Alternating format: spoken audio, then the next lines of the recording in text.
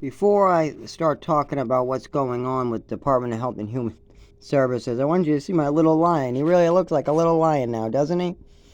I didn't do that on purpose either. I just removed anything that was sticky, poop, clumps, things that were pulling on him, things that he was trying to bite out. And show everybody your little lion look, huh?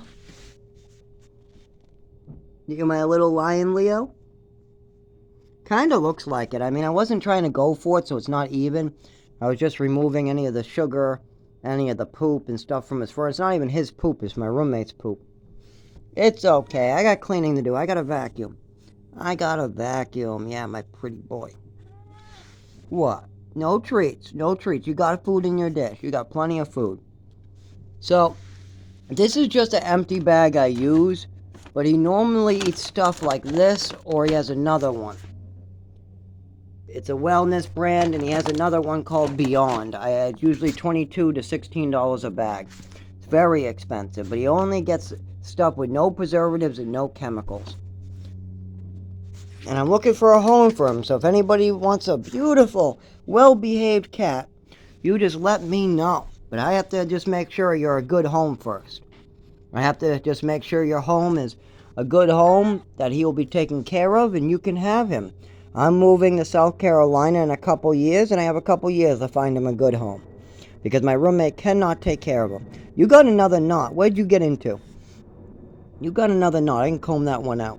Anyway, so it's time to talk about Department of Health and Human Services again. So I just got another phone call that has to do with the Social Security and all that. But the problem is I have no worker. It isn't like I have a worker. I'm doing all this by myself, and it's very confusing. The other confusing part is that I have to be real with them. I can't lie or manipulate or use my mother's lies or manipulations. If I did that, it would be easy. You know, just make a couple phone calls, copy what she said, lie to them and tell them I'm bipolar and depressed and all. But instead, I have to go with the honest truth. I have PTSD from this. I have seizures and a neurological disorder from this. I have anxiety from this. And I was born with ADHD. I have to go over those disabilities with them. And I really just want to work for a living, drive a car. I don't really want to be on Social Security. I mean, that's why I haven't collected. I just want my health so I can work and drive. It's that simple. And I wouldn't worry either. Because if I lost my apartment, I would have heat in my car. But before I can drive, I have to make sure everybody else is safe. My soul is my most important part of me. I mean, I'm not even kidding. I mean, the most important part of every human being is your soul. Don't give it up for nothing. I don't care if it's for $1,000,000. Do not give it up. If somebody tells you, if you cripple my child, I'll give you $1,000,000. Don't do it. You'll lose your soul. Anyway, so I'm dealing with that. Keep in mind, my voice is terrible, and I know it. This is what was done to me. This isn't my original voice. This is because I was brain dead or something happened to me at age 7. I woke up like this. I had to relearn how to talk several times, too. Every time I have a seizure and get my head bashed on the ground, I have to learn how to walk, I have to learn how to talk, I have to learn how to write all over again. It's a terrible experience to have a seizure, have your head smashed up against the ground, have your face be black and blue, have this going on for 25 years, try to get help with it, and then see a bunch of roadblocks in your way set there by your mother and father. When my mother's not even alive anymore, but yet there's still roadblocks in my way that she put there. I mean, not just that, my father wants to pile shit on my head. Think of it as a metaphor. You take a shovel, you pick up manure and put it on somebody's head. That's what my father is doing. He's taking shit, pouring it on my head, and then calling me a shithead. That's the best metaphor for what he's doing. And if you really spend time with me, if you spent a month in my store, if you spent a month in my home, my father would be called a liar and a manipulator in 30 seconds. If you actually spent the time and see all the work and all the strength I have to help people, I'm probably one of the strongest individuals that you have met. I don't know who you have met, but I've been told by hundreds of people that I'm insanely strong. The stuff I go through, and then I spend the time to help myself and other people. I help animals, people. I give everybody the best experience they can get. I don't care what your issues are. I've been put on this earth to help. As long as you're not abusing me.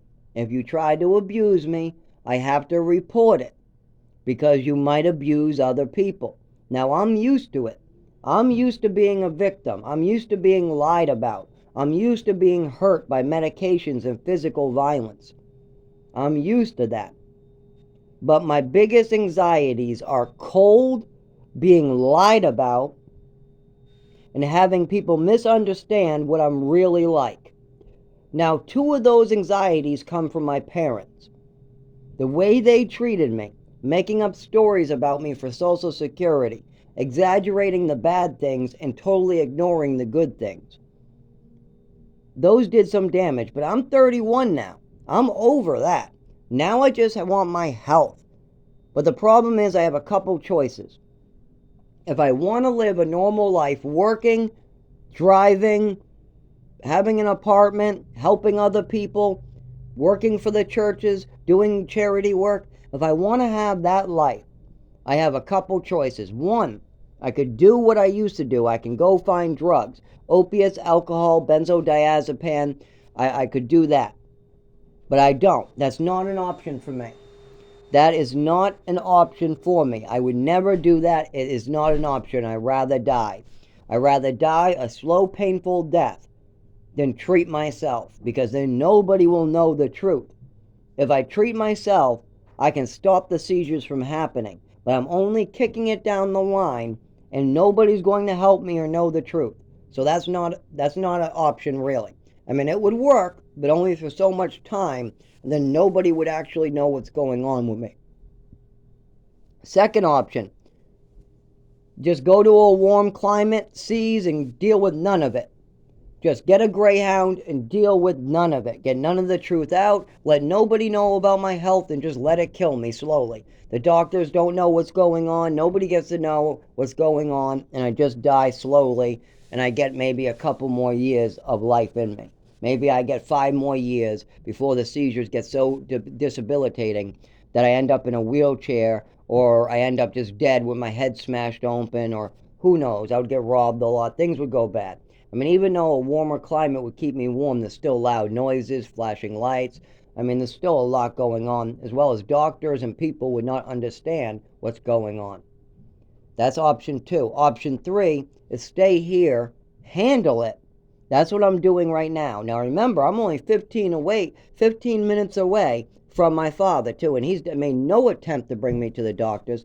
He has not answered the emergency phone calls in 15 years. They literally found me dead, and I doubt he even answered the phone. They found me frozen to death. I was in a coma, and they had to bring me back to life. This was in Lowell, Massachusetts, about 11 years ago. They literally found me frozen to death. My body temperature dropped because I ended up shaking. I was trying to drink my way out of it, and it wasn't enough on that cold day. So I fell, hit my head, seized, and then I guess they found my body hours later, and I was frozen to death. But they had to shock me and warm me and try to get my body temperature. But they said my heart rate was so low they thought I was dead, as well as they said a bunch of other stuff. It was a horrible thing to experience. And that's just one of hundreds that have to relate to this neurological disorder. That's just one experience. I got hundreds of these scary ass traumatic experiences that all started with my mother's druggings. But there's still the option of handling this now. So I have also spent a couple years slowly trying to get my father to wake the hell up. Now that didn't work. My father wants to stay in denial and protect his money. I don't give a fuck about his money. That's the pathetic part. He thinks I'm trying to do... I don't give a fuck. Keep your money. Keep your houses. I don't give a fuck about your money. All I want is my health, and I want you to be a decent human being so you save your own soul. And we can help each other in that aspect. You can be on the side of righteousness. You can be on the side of good. I can get my health quicker, and you can keep everything you got. But instead, he's protecting his money, and he's making up stories, and he's letting his wife continue this delusion and this fantasy. And that's a big problem, because all I'm going to do is get more hurt. I'm going to have more seizures, or they're going to block me from getting health care. I mean, I guarantee you my aunt is already planning on getting involved in my health care. And unless she's trying to listen to me, unless she's talking with me and believing what I'm telling her, then all that will do is get me hurt. And I have no interest in taking anything from them. All I want from them is my health. I have a neurological disorder. I have clear-cut PTSD memories of why that is. I have plenty of information I can give you that supports what was going on. And you can make up whatever story you want in your head with the true information. But I can tell you right now that it's not good. You're going to have to understand that my mother had a bad side to her. She had a good side, and then she had a bad side. And once when you understand her bad side, you'll fully understand what's wrong with me. But I'm 31 years old, so he can do whatever the hell he wants. If he wants to protect his money, protect himself, that's fine. But I'm going to die quicker that way. My health was taken away from me. And after I pass away, and after he passes away, we're going to meet again. Our souls will meet again. And we'll both be judged. And the truth will be out there. Whatever you think is going on does not matter. The truth will set you free.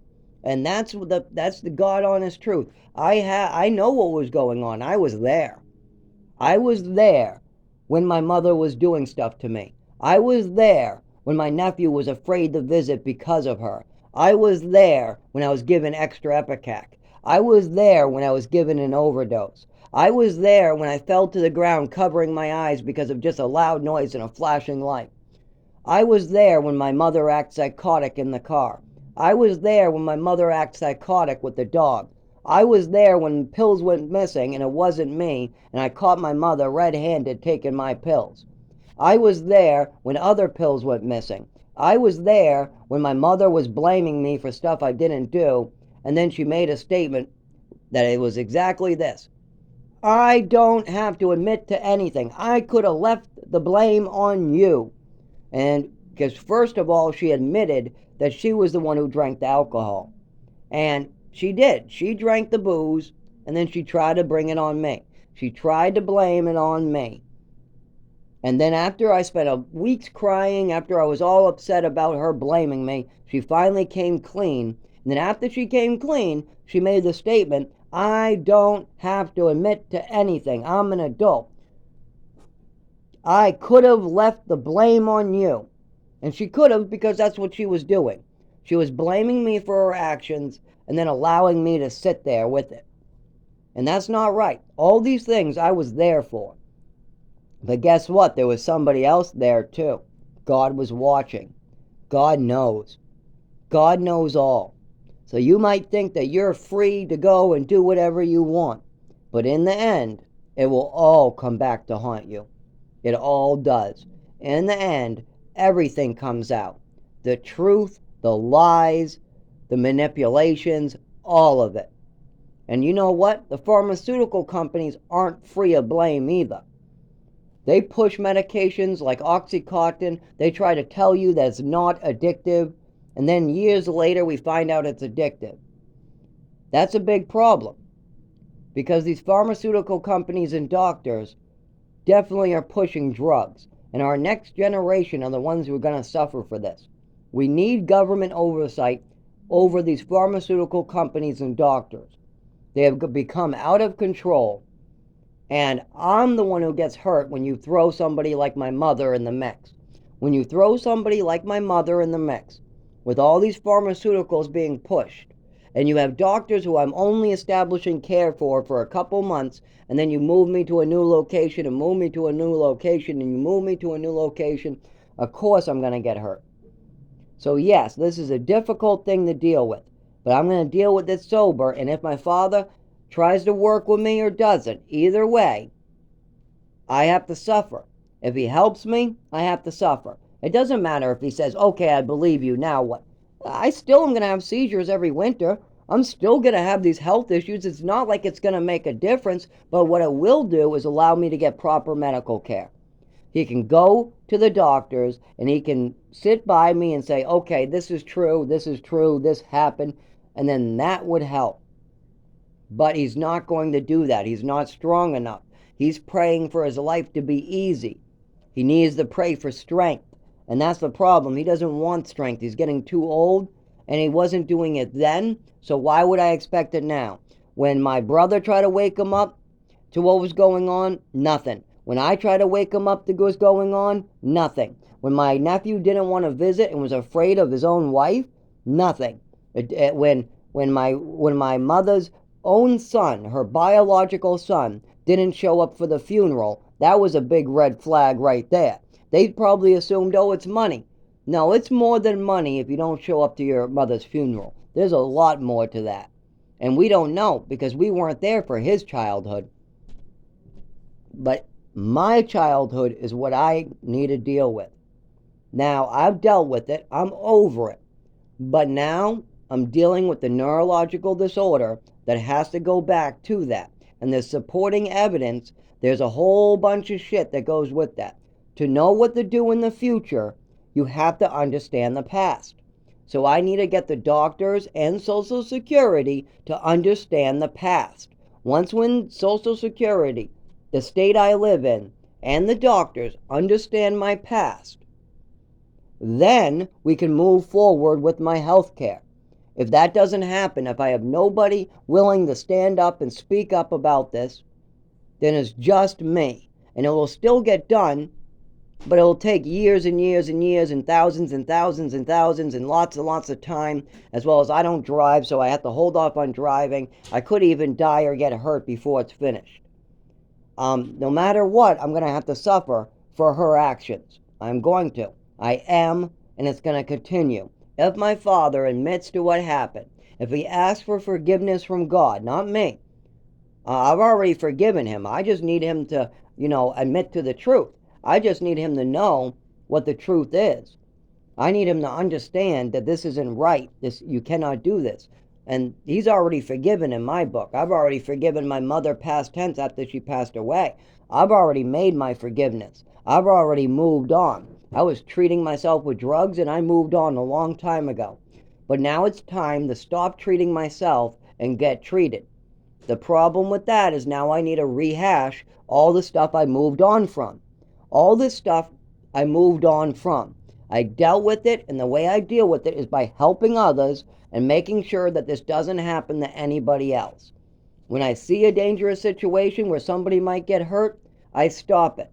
Like if you think of the police officers as some type of savior, you're wrong. They come after a crime is committed, after somebody's already assaulted, after when somebody's already shot, after somebody's already stabbed, after the abuse has already been done, after the damage has already been done, then the police show up.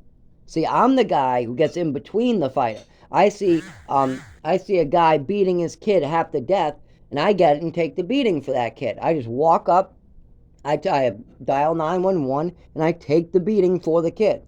I have stopped the whole situation by taking the beating myself.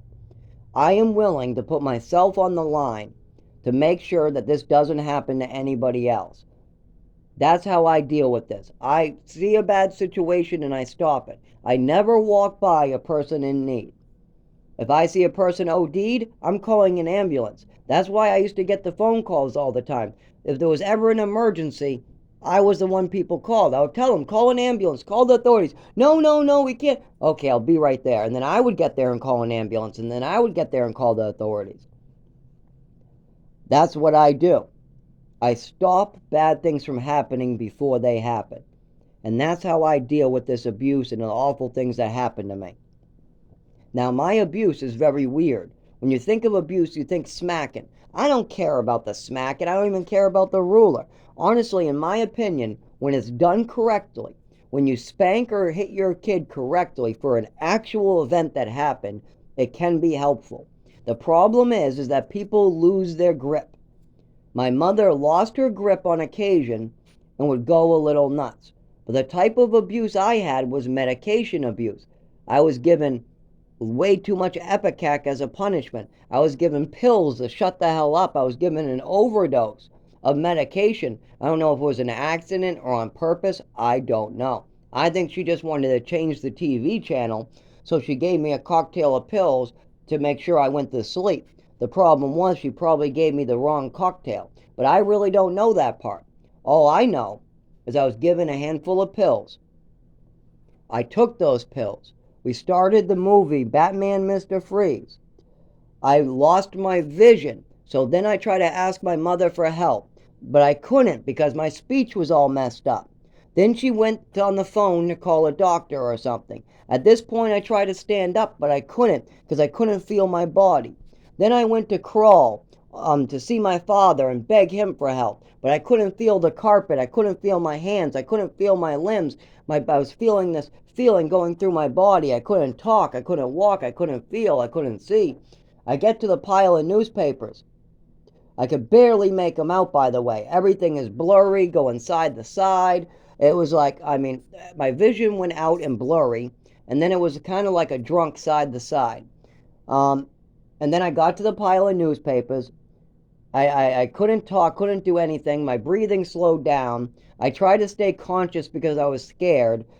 And just as I was going out of consciousness, I heard my mother go, "They don't know what they're talking about," and hung up.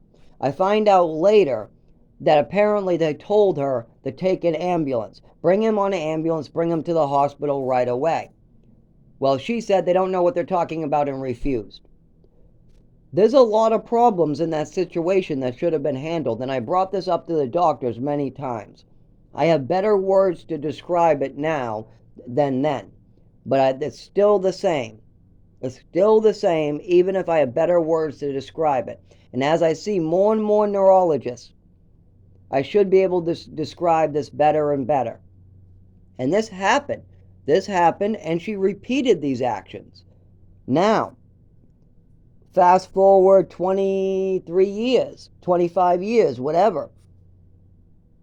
It's still affecting me today. I still have all these symptoms today.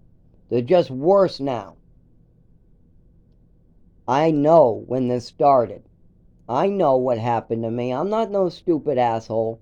I know exactly what was done to me. When you connect the dots, it's very clear. Only when you ignore it, only when you dig your head in the sand, only when you go into denial, do you not understand it. But if you listen, then it's very easy to understand. But if you want to stick your head in the sand, then you're not going to understand shit. And that's for everybody. If you stick your head in the sand and allow bad things to happen, then bad things will happen. That's why I was put on this earth, to stop bad things from happening. We had a cat dying in the hallway. You know what? I brought him to the vet. He's cleaned up. He looks so much better. He grew back all his fur. No bugs, no worms, nothing. Everything got treated because I stopped bad things from happening. I even was able to track down the original owner, report what was going on by the chip, get new registration, everything. There was 2 disabled people getting evicted, the one I live with now and another one. They would have had to go to the shelter. Both of them would not have survived in the shelter. So I created a whole system to keep them housed until they could get their own apartments. And it worked. I stopped a bad situation from happening.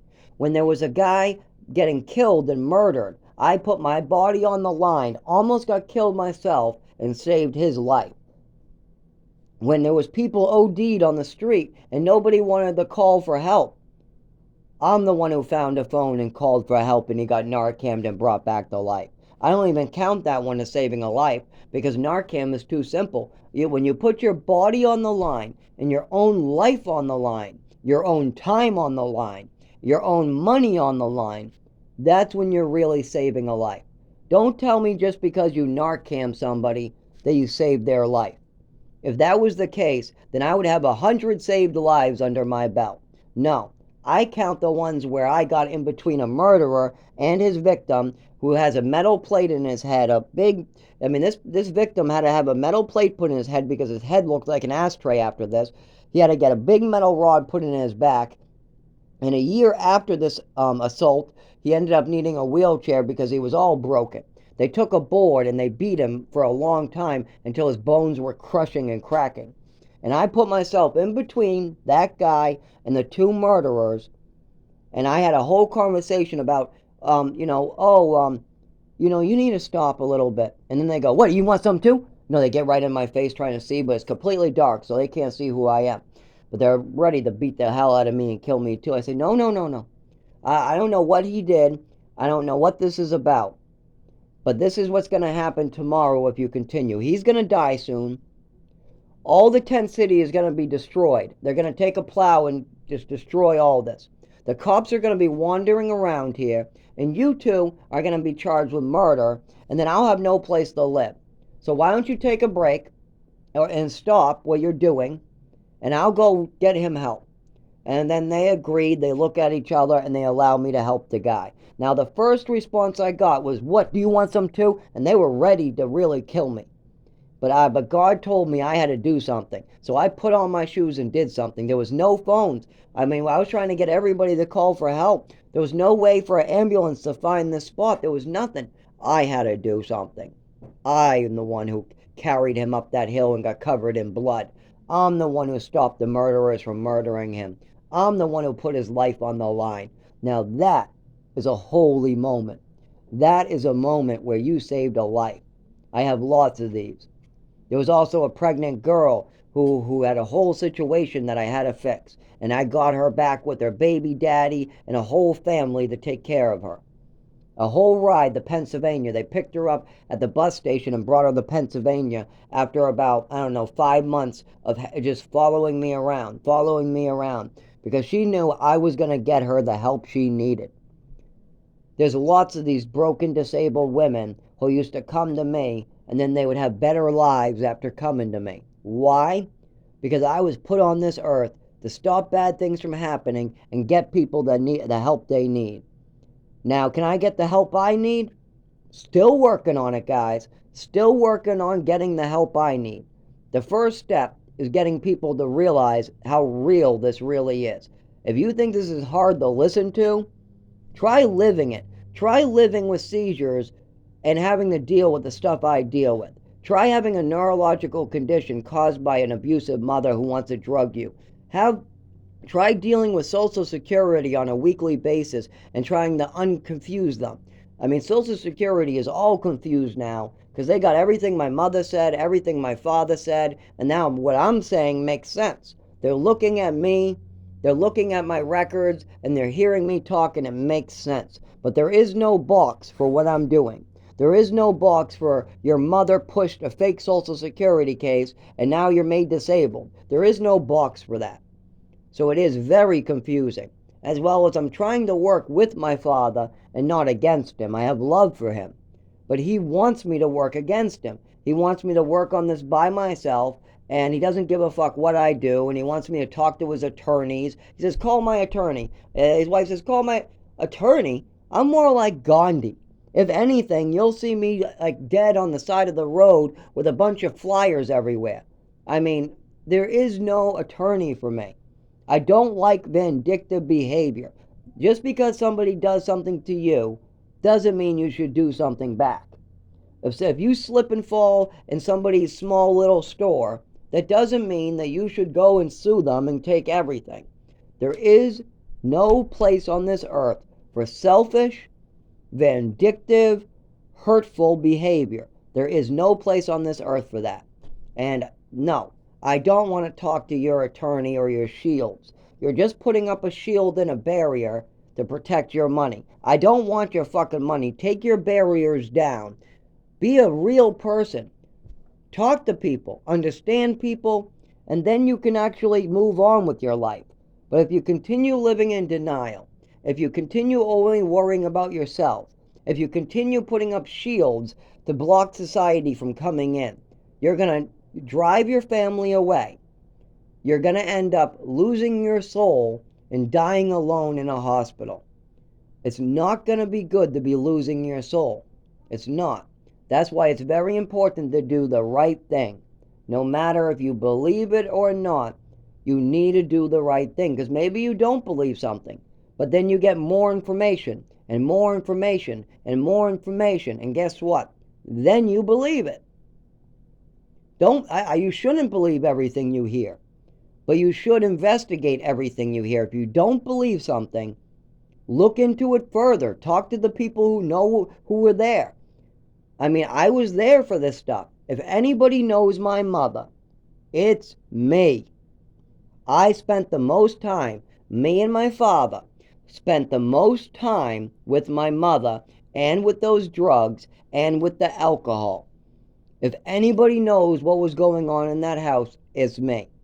I'm the one you need to speak with. Now, there are other people that have spoken up about